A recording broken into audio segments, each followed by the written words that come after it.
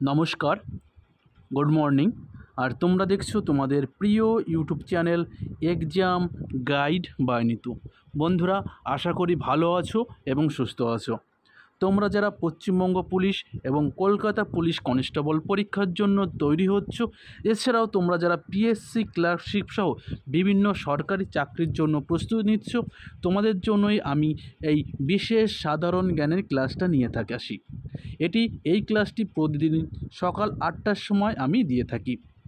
এটি তোমাদের পরীক্ষার আসার মতন সম্ভাব্য প্রশ্ন। তো বন্ধুরা, ভিডিওটা ভালো লাগলে একটু লাইক করে দেবে এবং চ্যানেলে নতুন হয়ে থাকলে অবশ্যই চ্যানেলটি সাবস্ক্রাইব করে দেবে। তাহলে কী হবে, তোমরা প্রতিদিন সকাল 8টার সময় এই চ্যানেলটি বা এই ক্লাসটি তোমরা পেয়ে যাবে।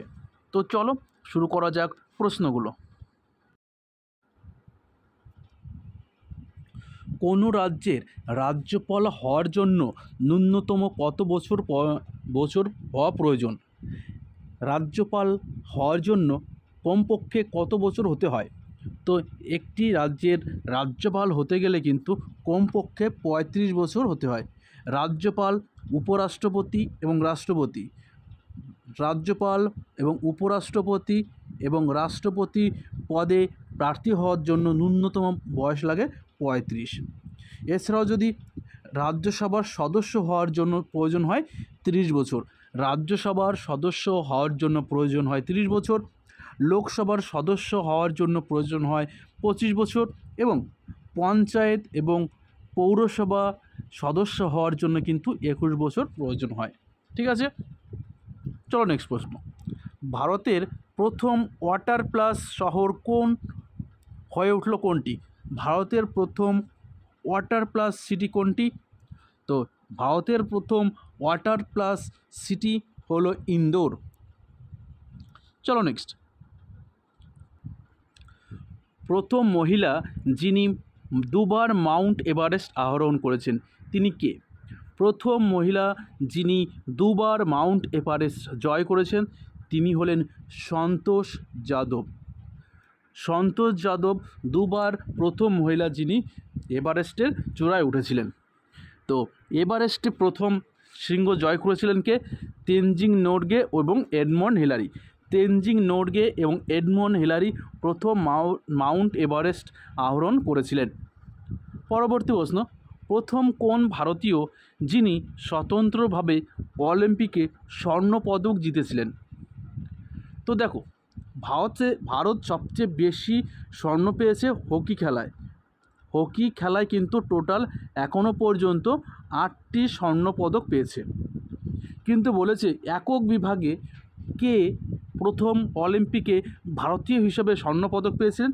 তিনি হলেন অভিনব বিন্দ্রা। 2008 সালে বেজিং অলিম্পিকে তিনি এই স্বর্ণ পদক পেয়েছিলেন। তিনি শুটিংয়ের সঙ্গে যুক্ত। এছাড়া 2020 সালে টোকিও অলিম্পিকে নীরজ চোপড়া বর্ষা নিক্ষেপ করে দ্বিতীয়বার একক বিভাগে স্বর্ণপদক পেয়েছেন। তো প্রথম পেয়েছেন একক বিভাগে অভিনব বিন্দ্রা 2008 সালে এবং 2020 সালে নীরজ চোপড়া। এবং অলিম্পিকে হকিতে ভারত কিন্তু সবচেয়ে বেশি স্বর্ণপদক পেয়েছে, টোটাল 8 বার। চলো নেক্সট। কালো মাটি ভারতের কোন রাজ্যে পাওয়া যায় না? কোন কোন রাজ্যে? দেখো, মধ্যপ্রদেশ, পাঞ্জাব, অন্ধ্রপ্রদেশ এবং মহারাষ্ট্র।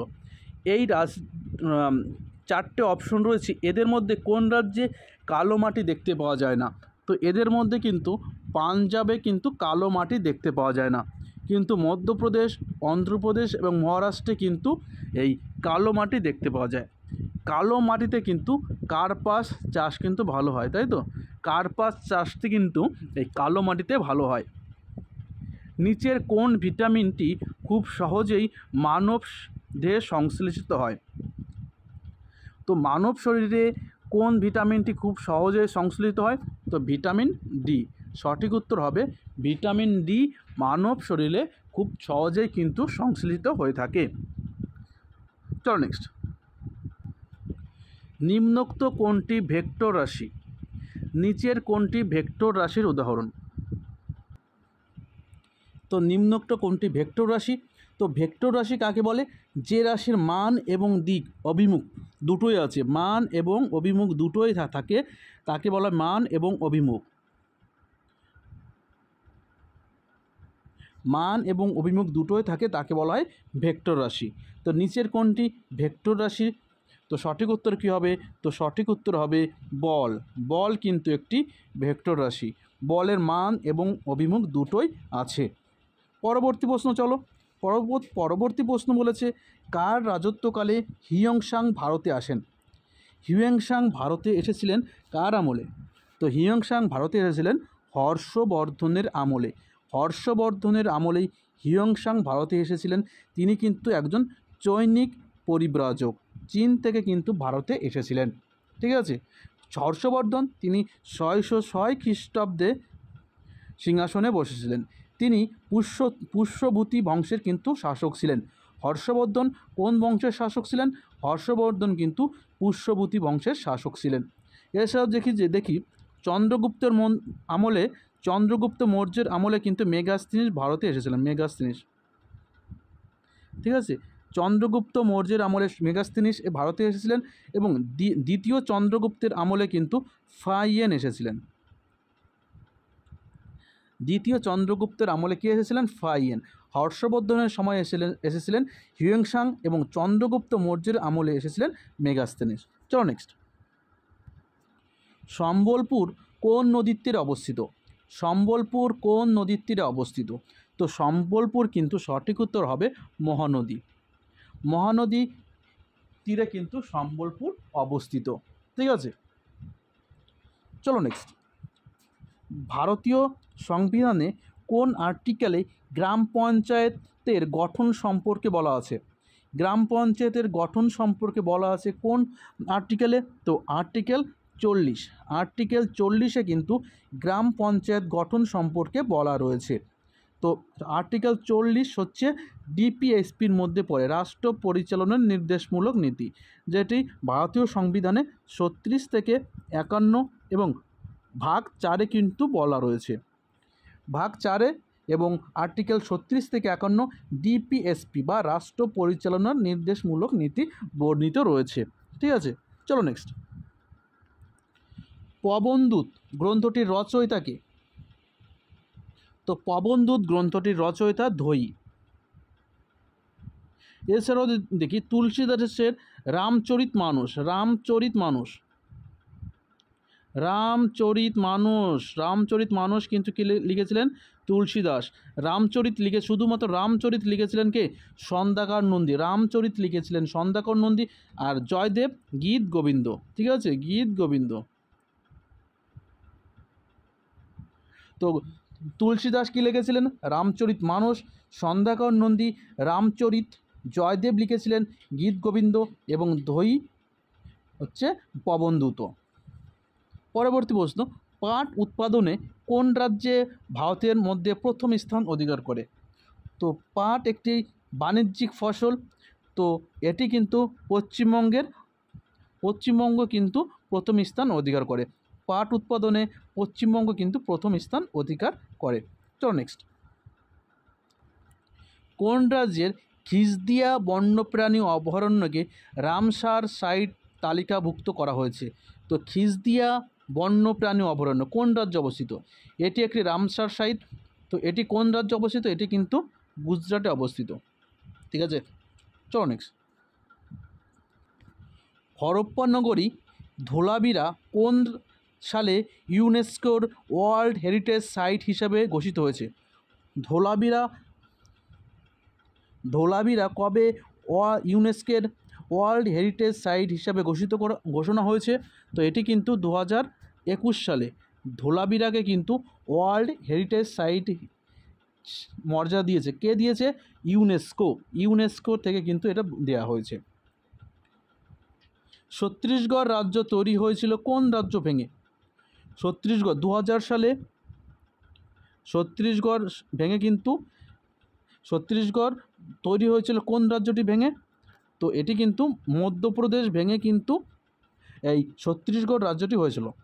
2000 সালে 3টি রাজ্য পৃথক হয়েছিল। একটা উত্তরপ্রদেশ ভেঙে উত্তরাখণ্ড, বিহার ভেঙে ঝাড়খণ্ড, ঠিক আছে, বিহার ভেঙে ঝাড়খণ্ড, উত্তরাখণ্ড উত্তরপ্রদেশ ভেঙে উত্তরাখণ্ড এবং মধ্যপ্রদেশ ভেঙে কিন্তু ছত্তিশগড়। এটি কিন্তু 2000 সালে হয়েছিল। চলো নেক্সট, ভারতীয় সংবিধানে কোন ধারায় নির্বাচন কমিশনের গঠনের কথা বলা রয়েছে?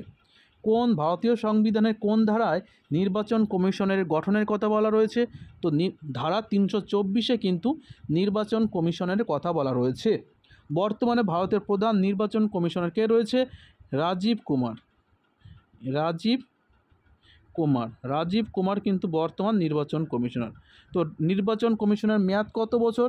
তো 6 বছর অথবা 65 বছর, যেটা আগেও হবে সেটাই কিন্তু একজন নির্বাচন কমিশনের কার্যকালের মেয়াদ।